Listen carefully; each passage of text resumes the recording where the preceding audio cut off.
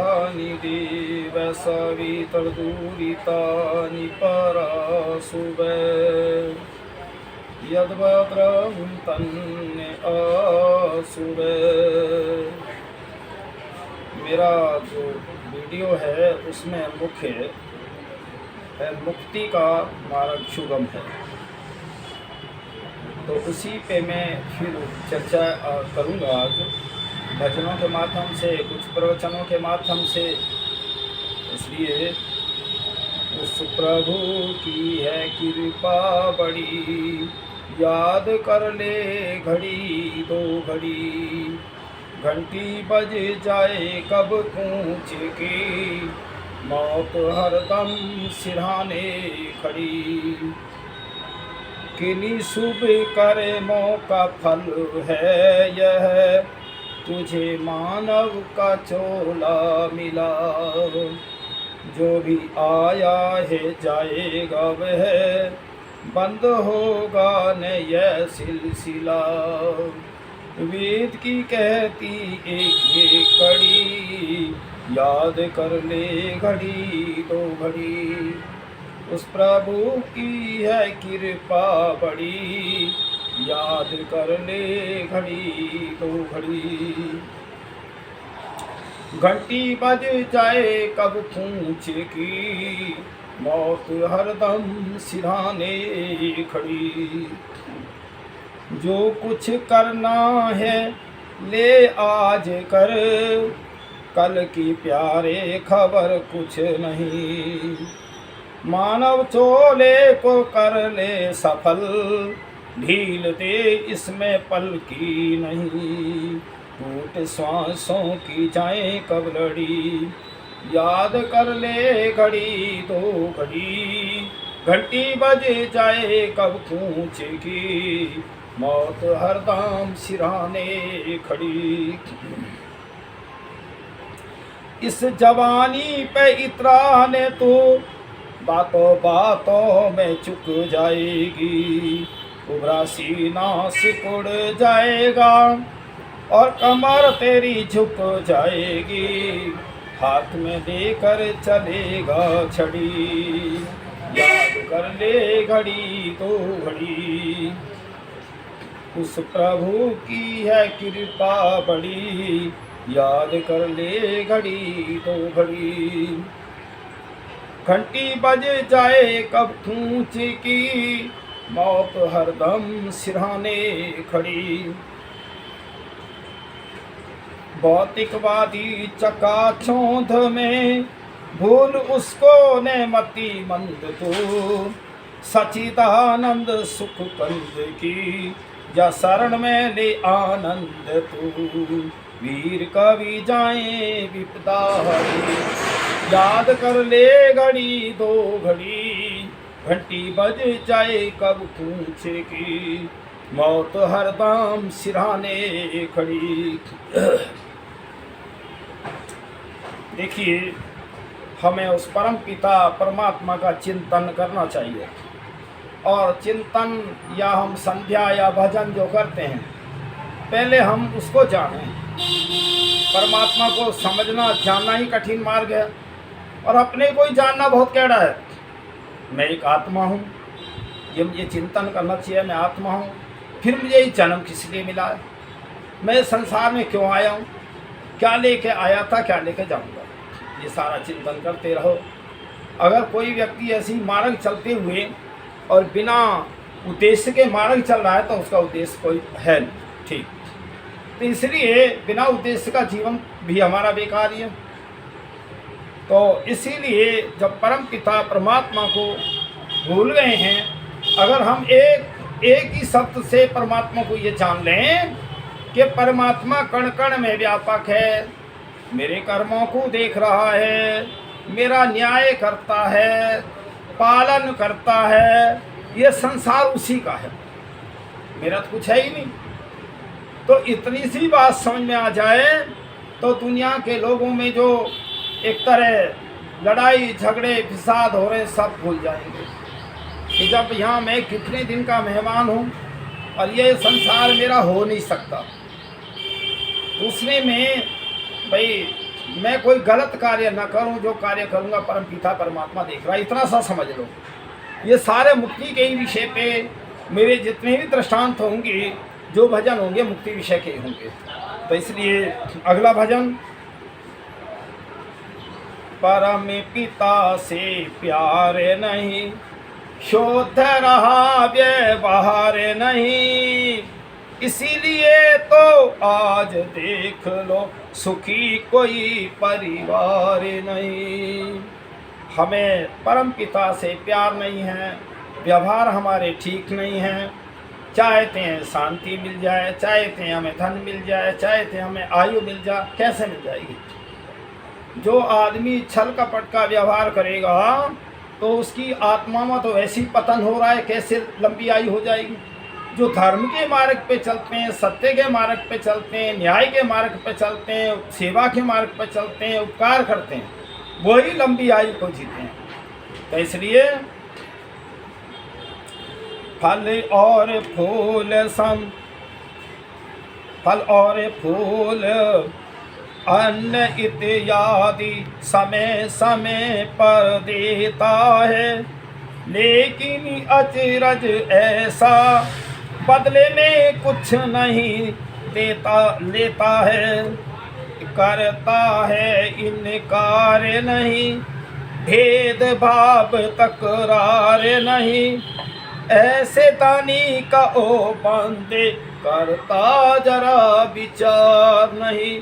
देखिए एक बात, कुछ तो परम पिता की भक्ति भी करते हैं सुबह शाम, और कुछ ऐसे गाली भी देते हैं। कुछ दुष्ट प्रवृत्ति के हैं, कुछ सत्य प्रवृत्ति के हैं, कुछ अच्छे प्रवृत्ति के हैं। लेकिन परम पिता परमात्मा के यहाँ भेदभाव किसी के लिए नहीं। सूर्य की रोशनी, जल, वायु, पृथ्वी, आकाश, सभी पांचों तत्व परमात्मा ने सभी के लिए समान रूप में दिए। अब इनसे कोई कितना ही लाभ उठा लो, हानि कर लो, पाप कमा लो, पुण्य कमा लो, ये आपके साधन हैं। लेकिन परमात्मा के यहाँ किसी के लिए भेदभाव नहीं है। परम पिता से प्यार नहीं, शुद्ध रहा व्यवहार नहीं, इसीलिए तो आज देख लो सुखी कोई परिवार नहीं। भाई जब से ये फोन चला है, मैं तो ये देखता हूँ लोग झूठ बहुत बोलते हैं। तो कहाँ है भाई? है तो चाहे वो यहीं, मैं तो बहुत दूर हूँ, मैं आ नहीं सकता। और कई बार तो ऐसा कहते हैं मैं 12 बजे आऊँगा, आवे ना 2 बजे, अगला भी इंतज़ार कर रहा है। तो इसलिए हमें पहले अपने व्यवहार में सत्यता लानी चाहिए। तो इसलिए भाई तभी आपका कल्याण होगा। और अगर झूठ बोलते रहे, धोखा देते रहे, तो परमात्मा तो आपको देख रहा है। ठीक है, जिसको मैं फ़ोन कर रहा हूँ वो फ़ोन वाला तो मुझे नहीं देख रहा, सुन रहा है, लेकिन परमात्मा सबको देख रहा है, सुन रहा है। तो उसके यहाँ से तुम पाप से बच नहीं सकते, उसके न्याय से बच नहीं सकते। यही मुक्ति का मार्ग है। सत्य का मार्ग मुक्ति का है, अधर्म और पाप का मार्ग नरक में ही जाने का है। मुक्ति कहाँ मिलेगी? मनुष्य का जन्म भी ना मिलेगा। परम पिता से प्यार नहीं, शोध रहा व्यवहार नहीं, इसीलिए तो आज देख लो कोई सुखी परिवार नहीं। मानव चोले में मैं जाने कितने यंत्र लगाए हैं, कीमत कोई आंक सका ने ऐसे अमूल्य बनाए हैं। कोई चीज बेकार नहीं, पा सकता कोई पार नहीं, ऐसे कारीगर का बंदे माने तू पिकारे नहीं। कितना सुंदर! देखिए, सबसे प्रथम तो परम पिता परमात्मा ही है, जिसने सृष्टि की रचना की, सभी को जन्म दिया। दूसरे नंबर पे अगर कोई आता है तो मनुष्य आता है, और तीसरे नंबर पे गौ माता आती है, जिसको हम मार भी देते हैं। देखो एक बात सुनो, जीवन भर तो उसका दूध पिया, फिर उसके माँ से भी हम खा रहे हैं, मार रहे हैं। तो कितना कृतघ्नती है ये मनुष्य। ये विचार करो, क्या तुम्हें मुक्ति मिलेगी या तुम्हें नरक मिलेगा? ऐसे कर्मों से विचार करो। परम पिता से प्यारे नहीं, शुद्ध रहा व्यवहार नहीं, इसीलिए ही तो आज देख लो सुखी कोई परिवार नहीं। जलवायु और अग्नि का वह लेता नहीं किराया है, सर्दी गर्मी वर्षा का अति सुंदर चक्र चलाया है। लगा कहीं दरबार नहीं, कोई सिपाही सलाहकार नहीं, कर्मों का फल दे सभी को, रिश्वत की सरकार नहीं। कितनी सुंदर परम पिता परमात्मा ने व्यवस्था की है कि देखिए एक बात सुनो, हम बिजली जलाते हैं, समय पे हमें बिजली का बिल नहीं दिया जाता, कभी कभी बिल अधिक हो जाता है, बिजली वाले कनेक्शन भी काट देते हैं, लेकिन उस परम पिता परमात्मा का कोई बिल दे सकता है? कोई इस जल का वो दे सकता है क्या? जल का जो उपयोग करते हो क्या उसकी कीमत दे सकते हो? इस वायु की कीमत दे सकते हो? इस सूर्य की कीमत दे सकते हो? और जो सारी पृथ्वी से अन्न औषधियाँ मिल रही हैं उससे क्या कुछ दे सकते हो? विचार करो कितना दानी है वो परम पिता परमात्मा, और ऐसे दानी को भी हम भूले बैठे हैं। परम पिता से प्यारे नहीं, शुद्ध रहा व्यवहार नहीं, इसीलिए तो आज देख लो सुखी कोई परिवार नहीं। सूरज चांद सितारों का तो बिजली घर नहीं बना हुआ, पल भर को नहीं धोखा देते, कहाँ कनेक्शन लगा हुआ। खंबा और कोई तार नहीं, खड़ी कोई दीवार नहीं, ऐसे शिल्पकार का करता ओ नरदेव विचार नहीं। परम पिता से प्यार नहीं, शुद्ध रहा व्यवहार नहीं, इसीलिए तो आज देख लो सुखी कोई परिवार नहीं। देखिए, मैं जो इन फोनों के आविष्कार हैं, मैं एक बात कहा करता हूँ भैया, अब तो हालांकि मेरी आवाज़ भी विश्व के अंदर जा रही है और भी लोगों की जा रही है, तो मैं ये कह रहा हूँ भाई, मेरी आवाज़ अमेरिका जा रही है अब, तो मैं किसी से अमेरिका बात कर रहा हूँ फ़ोन से। मैं एक बात पूछता हूँ भैया, एक बात सुनो, कौन सा तार जुड़ा हुआ है जो मेरा फ़ोन और वहाँ फ़ोन बात कर रहा है? बस सबका एक उत्तर आता है कि वो तरंगे हैं, लेकिन वो तरंगे कोई समझाने वाला नहीं। भाई तरंगे काहे की हैं? लपटें जा रही हैं, तार जुड़ रहा है, काहे की तरंगे हैं? जो अमेरिका मेरे ख्याल में 4-6 हज़ार किलोमीटर दूर तो होगा, ये तो मुझे निश्चित नहीं है पता, पर 4-6 हज़ार किलोमीटर जो तरंगे जुड़ रही हैं वो कैसे जुड़ रही हैं? बिना जुड़े तो कहीं का कनेक्शन जुड़ ही नहीं सकता, बोल ही नहीं सकता।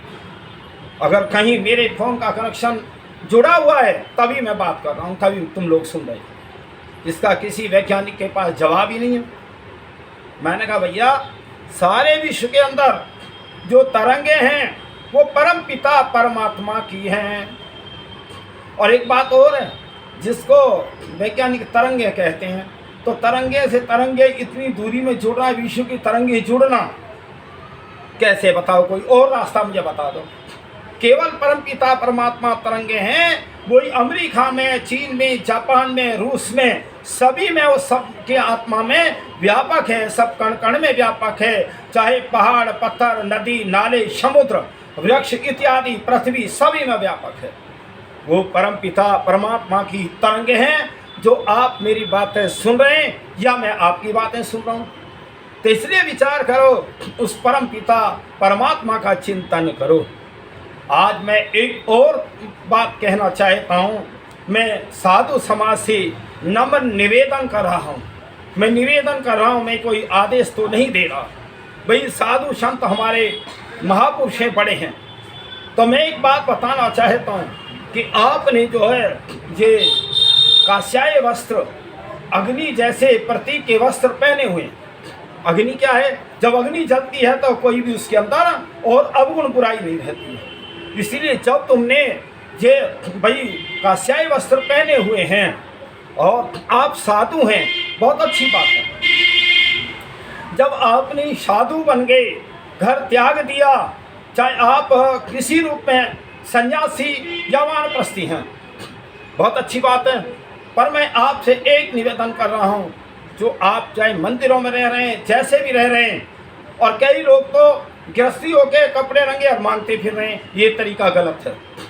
मांगना उस स्थिति में चाहिए कि जब मैं असमर्थ हूँ या हम धर्म कार्य के लिए मांगे, और कोई किसी को नहीं मांगना चाहिए कि मैं धन से धर्म के कार्य करूँगा दान दे करके। तो इसलिए संसार के साधु संतों, मैं एक ही बात कहना चाहता हूँ कि आप मंदिरों में बैठे हैं, आप मंदिरों में वेदों को रखिए। वेद ही एक ऐसी पुस्तक है जो ईश्वरीय ज्ञान है, उसमें असत्यता है ही नहीं। तो देखिए, जो भी आपके सत्संग होते हों, चाहे आप राम के मंदिर हैं, कृष्ण के मंदिर हैं, हनुमान जी के मंदिर हैं, उन महापुरुषों के इतिहास भी होने चाहिए।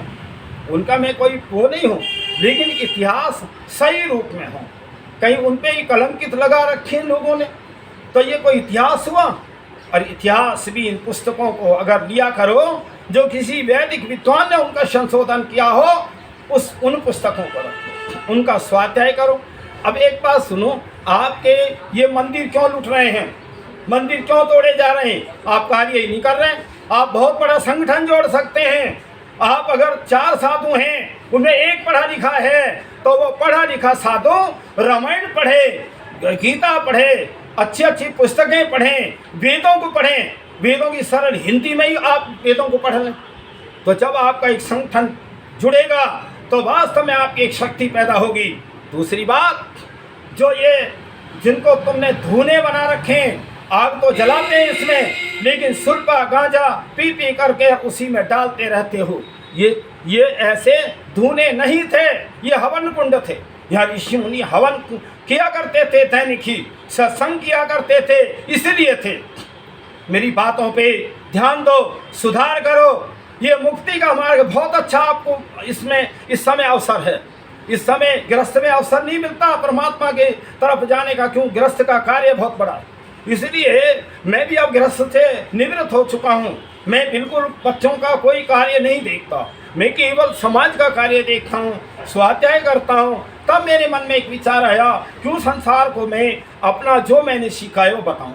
ये मेरा उद्देश्य है, और कोई मुझे किसी की आलोचना नहीं करनी है। मैं तो केवल मैं ईश्वर का मार्ग बताता हूँ। मैंने वेदों का स्वाध्याय किया और बहुत सारे स्वाध्याय किए, कई सौ पुस्तकें मेरे कमरे में हैं जो मैंने स्वाध्याय किया। इसीलिए ऋषि मुनियों, मैं सभी से, चाहे वो पौराणिक हैं, आर्य समाजी हैं, और भी हैं, चाहे और भाई और मत वाले भी हैं, अच्छी अच्छी बातों का उपदेश तुम संसार में करोगे तो वास्तव में शांति आएगी। तुम्हारे पास समय है, ऐसा नहीं है। तुम्हारी बातों पे लोग विश्वास करते हैं, संसार के लोग विश्वास करते हैं। वहाँ तुम जो है बजाय विश्वास के धर्म का मार्ग बताने का और उन्हें ठगने का मार्ग बताते हो। क्यों ठगते हो? किस लिए ठगते हो? देखिए, हमारे शास्त्रों में आया है, वानप्रस्थ और सन्यासी, ठीक है, वो मांगे उतना जितना वो अपना उसका खर्च है। कितना खर्च है? 2 4 6 रोटी खाते हैं, 2 जोड़ी कपड़े, 3 जोड़ी कपड़े बहुत हैं साल के लिए। और हमें क्या चाहिए? छान झोपड़ी में कम। जितने भी हमारे ये तीर्थ स्थान हैं, भारतवर्ष की बात जानता हूँ मैं, जितने भी हैं, कहीं भी हैं, इन तीर्थ स्थानों में ऋषि मुनि रहे हैं, उनके बड़े बड़े सत्संग रहे हैं। आज हम जाते तो हैं, मथुरा जा रहे हैं। मैं लोग पूछता हूँ, मथुरा जा रहे हैं जी, कि भाई क्यों जा रहे हो? भगवान के दर्शन करने जा रहे हैं। मैं भगवान को बताने वाले ऋषि मुनि होते थे, उनके आश्रम है ये, और तुम उन आश्रमों में रहते हो, तुम भी ऋषि मुनि हो। पर ऋषि मुनि तब हो जब तुम वेदों को पढ़ो और उन ऋषि मुनियों के जो जीवन रहे उनका प्रचार करो। आज ये बात मेरी ठीक से समझ लो, नहीं तो बेकार के ऐसे ही तुम रहे तो तुम्हारे मंदिर तो भाई इसी तरह बर्बाद होते ही रहेंगे, क्योंकि तुम खुद जो ज्ञानी नहीं हो। तुम अपना संगठन मजबूत करो, तुम अपना वेद का ज्ञान दो, तुम धर्म का ज्ञान दो, रोज यज्ञ हवन करो। अगर कोई नहीं भी कुछ जानते हो, देखो कई बार विद्या हमें कई प्रकार से आती है, विद्या पढ़ने से आती है, विद्या सत्संग से आती है, कोई दूसरा ज्ञान दे तब भी आ जाती है। तो जो आदमी अनपढ़ साधु भी हैं, ठीक है, वो सब अच्छे मान्य हैं, लेकिन वो विद्वानों की बात सुने। और जो विद्वान हैं वो सारी दुनिया की बातें छोड़ करके केवल वेदों को पढ़ें और वेदों का ज्ञान दें। वेदों के ही अंदर सत्यता है और कहीं सत्यता है ही नहीं। वेदों में कोई मिलावट करी है, पर लेकिन हम महर्षि देवदयानंद ने जो वेदों का जो अलग अलग वो उनके छोटे छोटे पुस्तक वो थे, उनमें लोगों ने गलत गलत बातें जोड़ी, उनको शुद्ध करके ऋषि दयानंद ने हमको वेद दिया। और वेदोक्त तो पुस्तक सबसे बढ़िया, मेरे ख्याल में 3500 ग्रंथ जिसमें का निचोड़ है वो सत्यार्थ प्रकाश है। उसने सत्य और कई अर्थ है प्रश्न उत्तर के रूप में ऋषि ने बहुत अच्छा समझाया। मैं ही कहूँ ऐसी धार्मिक ग्रंथों को रखा करो, नहीं तो ये साधु बनने का कोई लाभ नहीं है। तुम सोचो कि हम कस्याय वस्त्र पहन करके हम बहुत तपस्वी हो गए, बिल्कुल भी नहीं हो तुम। अगर तुम काम नहीं करते तो तुम्हें क्या कहें, कौन सी तुम्हें श्रेणी में गिने, ये बताओ पहले। इसलिए जो संसार के लोगों से भिक्षावृत्ति में मांगते हो तो उससे काम भी किया करो। अगर काम नहीं करते तो तुम भी बेकार ही हो। इससे तुम धर्मात्मा नहीं बने, ना कोई बहुत बड़े साधु सन्यासी बन गए। ज्ञान ही नहीं है, तपस्या ही नहीं है, तो फिर साधु किस बात के। तुम तो अपना पेट भरते फिरते हो और लोगों को ठगते फिरते हो।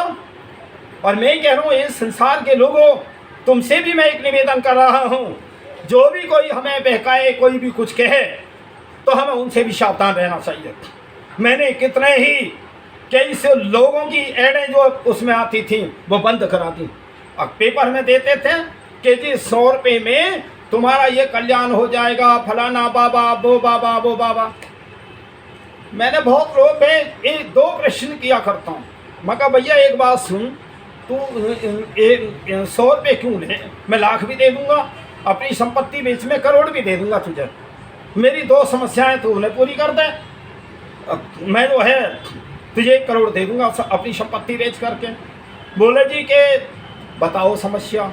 मैं कहा भाई मेरे पर 10 करोड़ का तो खर्च हो रहा है, और जो हमारे देश के अंदर, भारतवर्ष के अंदर वैदिक संस्कृति को न मान के उग्रवाद ज़्यादा बढ़ रहा, उसे ख़त्म कर दें, 1 करोड़ ले लें। क्या जी ये तो हो नहीं सकता। मैं हो नहीं सकता तो एक बात बताओ, क्या तुम्हारे घरों में दुख तकलीफ नहीं आती है? तुम अपना तो इलाज कर लो। तुम 100 रुपये के पीछे तो भटक रहे हो, तुम अपना इलाज करो पहले।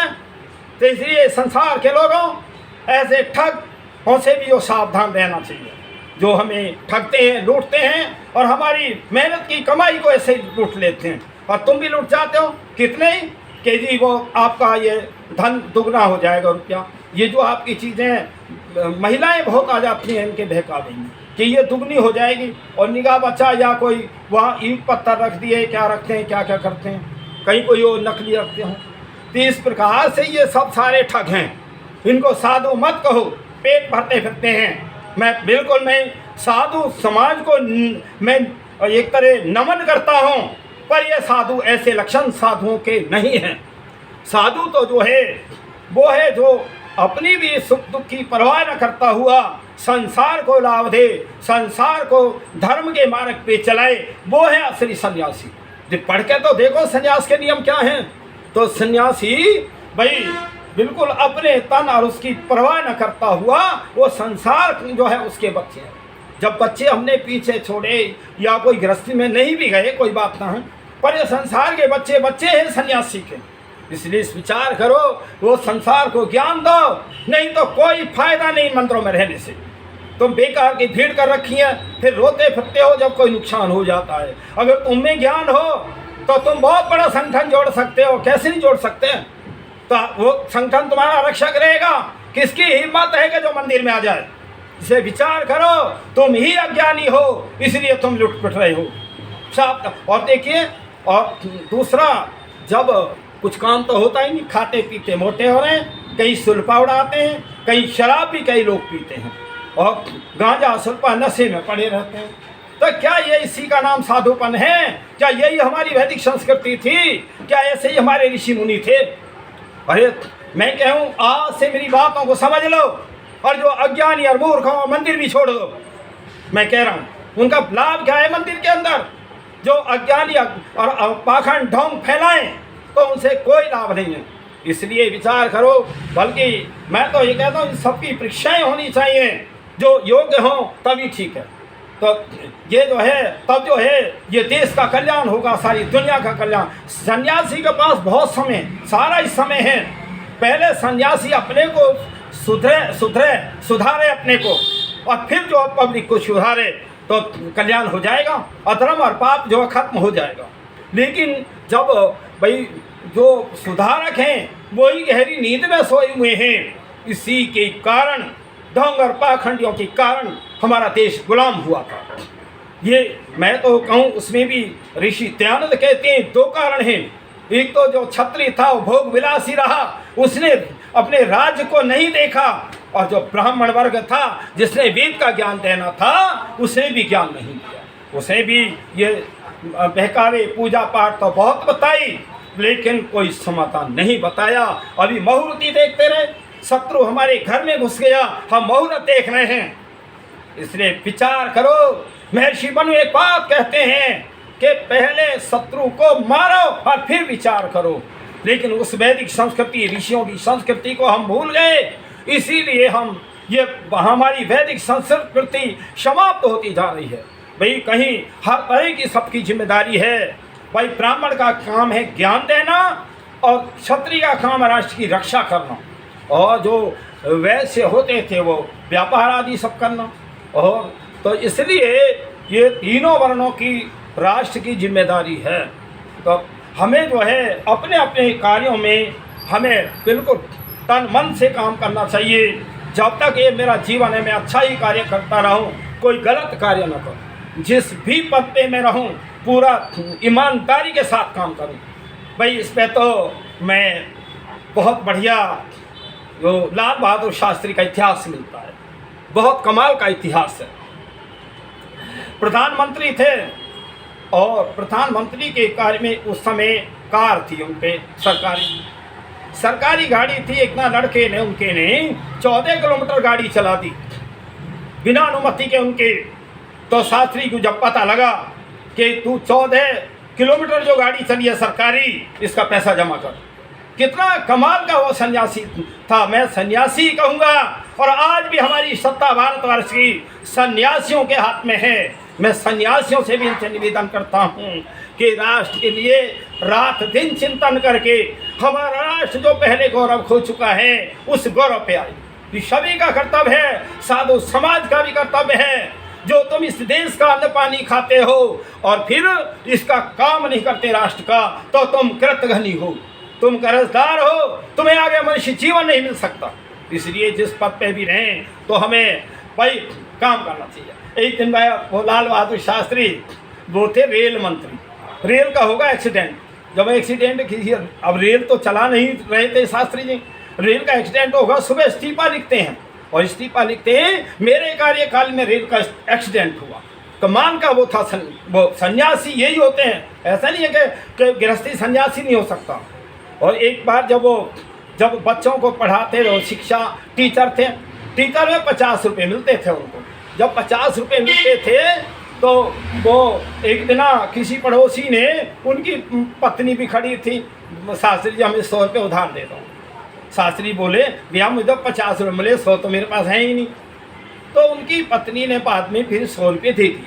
तो उन्होंने पूछा कि पत्नी ने कहा जी शास्त्री जी आप जो वो व्यक्ति आया था मैंने 100 रुपये उनको दे दिए। मैं कहा तैने कहाँ से दे दिए? कि जी आप मुझे 50 रुपये देते हैं घर के खर्चे को, 50 आपको मिलते हैं, तो मैं 5 रुपये बचा के रखती थी। देखिए इनका नाम है लक्ष्मी, ऐसा नहीं है पत्नी लक्ष्मी होती है, गृह लक्ष्मी होती है, घर की चलाने वाली होती है लक्ष्मी, ये है। तो उनकी पत्नी ने कहा मैं 50 रुपये में 5 रुपये बचा लेती थी, इसलिए 100 रुपये इकट्ठे हो गए, मैंने पड़ोसी का काम चला दिया। देखिए और एक बात बताऊं, वाराणसी के थे, और वाराणसी में वो मैं गया तो सही उस शहर के अंदर जहाँ लाल बहादुर शास्त्री कदम, दुर्भाग्य मेरे यहाँ मैं भूल ही गया। वहाँ बहुत विदेशी गाड़ियाँ और राजाओं के वो तो बहुत सारे देखे। कुल मिला के तो देखिए वहाँ से जब नदी पार करके आते, गंगा नदी पढ़ती थी विश्वविद्यालय में पढ़ने के लिए, तो वो शास्त्री जी अपना बस्ता जो कमर पे बांध करके गंगा तैर के निकलते थे, और जो और साथी थे वो नाव में बैठ जाया करते थे। मैं कहता हूँ गरीब घर का भी नहीं बहुत कुछ बन सकता है। जब तैर करके जाते तो तब वो बच्चे कहते थे शास्त्री जी पैसे हम दे देंगे, आप नाव में बैठ जाओ, कि नहीं। तो स्वाभिमानता कहाँ से आती है। मैं एक दिन की घटना है कि उनकी पत्नी जो है कहीं कोई साड़ी देख रही थी। जब साड़ी देख रही, साड़ी कुछ महंगी थी, तो शास्त्री जी बोले इतने तो मेरे पास पैसे ही ना हो। तो बोले आप प्रधानमंत्री हैं, प्रधानमंत्री काल की बात कह रहा हूँ, वो प्रधानमंत्री अपनी पत्नी को साड़ी नहीं दिला सका, तो ये है भारत की वो। मैं और एक बात बताऊं, आज मैं अपने इनको देख रहा हूँ, योगी जी और मोदी जी को, दोनों ही बहुत अच्छे सन्यासी हैं। और हम चाणक्य का बहुत उदाहरण देते हैं, चाणक्य ऋषि का उदाहरण देते हैं। तो चाणक्य ऋषि के जो है 2 दीपक होते थे, जैसे रात्रि में 2 दीपक, और 2 दीपक जो है वो एक कोई आदमी गया कि प्रधानमंत्री जी हमें काम है आपसे। तो वो पूछते थे तुम निजी काम है या सरकारी काम। बोले जी निजी काम है। तो सरकारी काम का दीपक जला करके वो लिख रहे हैं, और फिर वो दीपक बंद कर देना, और दीपक बंद करके फिर अच्छा बताओ क्या विषय आपका। तो वो व्यक्ति कहता है कि मंत्री जी आपने ये दीपक क्यों बंद कर दिया और ये क्यों जलाया। बोला ये दीपक में सरकारी तेल था इसलिए बंद कर दिया, आप निजी कार्य से आए हैं, मैंने अपना दीपक जलाया है। भारत की संस्कृति है, कितनी बढ़िया संस्कृति थी। मुझे बहुत गर्व होता है भारत की संस्कृति पे। मैं तो ऐसे इतिहासों को पढ़ता हूँ। तो मैं अपने जितने भी ये भाई साधु सन्यासी हैं, सबका कर्तव्य है अच्छाई की तरफ जाना, और तुम तभी मुक्ति के मार्ग पे चलोगे। धर्म अर्थ काम और मोक्ष हमारे कर्मों से मिलता है, किसी के बाबा के आशीर्वाद से नहीं मिल सकता। मुक्ति हमारे कर्मों से मिलेगी। रात दिन प्रयत्न करो, अच्छे कर्म करो, ये तो बहुत अच्छा साधु समाज के लिए अवसर है मुक्ति प्राप्त करने का। और ना करो भाई तुम आलस में पड़े रहो। तो इसलिए मैं ये कहता हूँ कि भाई जो अच्छे लोग हैं उनका सहयोग करना चाहिए, और गलत जो लोग हों उनका सहयोग मत करो। यही हमारी वैदिक संस्कृति कहती है। तो मैं देखिए फिर आगे भी विचार दूंगा। मैं कई दिन से मेरे मन में ये चिंतन था कि हमारा जो साधु समाज है इनकी बहुत बड़ी जिम्मेदारी है, और इनके खर्चे भी कम नहीं है भाई। तो पहले तो हमारा साधु समाज झोंपड़ियों में रहता था और बहुत अच्छे नियम बनाता था, बहुत देश का काम करता था। और इनका क्या है, जो वैदिक संस्कृति ज्ञान प्राप्त किया है, घर घर में जाएं, मांगे खूब। ऐसा नहीं है अपने खर्चे के लिए मांगे खूब तो नहीं, या जवन हो जाए, अपने कपड़े लत्ते और खाने का इंतजाम हो जाए, लेकिन उनको घर में जाकर के गृहस्थियों को ज्ञान दें, वेद का ज्ञान दें, तो अपने महापुरुषों की इतिहास सुनाएं, तो तब जो यह सारी संस्कृति बदलेगी। और आज तो भाई बिगाड़ का साधन बहुत हो रहा है, ये फोन भी बिगाड़ के साधन है। तो इनमें अच्छाई बहुत अच्छी कि मैं अब बोल रहा हूँ, सारे विषयों में मेरी खबरें जा रही हैं, लेकिन इसमें मैं जब देखता हूँ भाई शर्म को शर्म भी आती है जो इस पे अश्लीलता के चित्र डालते हैं, फोटो डालते हैं।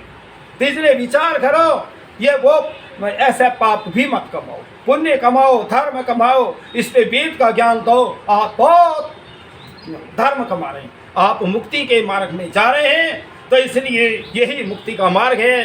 जो हम धर्म के कार्य करेंगे मुक्ति का मार्ग है, अधर्म के करेंगे तो वो पाप का मार्ग है, नरक का मार्ग है न। तो इसलिए परमात्मा तो न्यायकारी है, सभी का एक ही है, वो परमपिता सारे विश्व का एक है, उसका नाम ओम है जो वेदों के अंदर आया है। तो इसलिए हम उस ओम की उपासना करें और अन्य में कहीं न भटकें। अलग अलग नाम प्रथा और हमने वो पूजा पाठ के अलग अलग वो बना करके हम भटक रहे हैं। इसलिए संसार के लोगों उस परम पिता परमात्मा का जाप करो, उसी की प्रार्थना करो। तुमने अलग अलग नाम रख करके अपने बंटवारे कर दिए, ये गलत है। तो इसलिए हम सबका मालिक तो वही है, हम सबका पिता वही है, हम सबकी माता वो है, और हम सबका गुरु भी वही है, राजा भी वही है, न्यायाधीश भी वही है। फिर बताओ किसका जाप करें। तुम भटक रहे हो संसार के लोगों, वेद के मार्ग पे आओ, वेद को समझो। वेद ईश्वरीय ज्ञान है, ईश्वरीय वाणी तो नहीं कह सकते, ज्ञान है, और वाणी जो है ऋषियों के माध्यम से आई। तो इसलिए विचार करो। मैं इतना ही कह करके ओम शांति।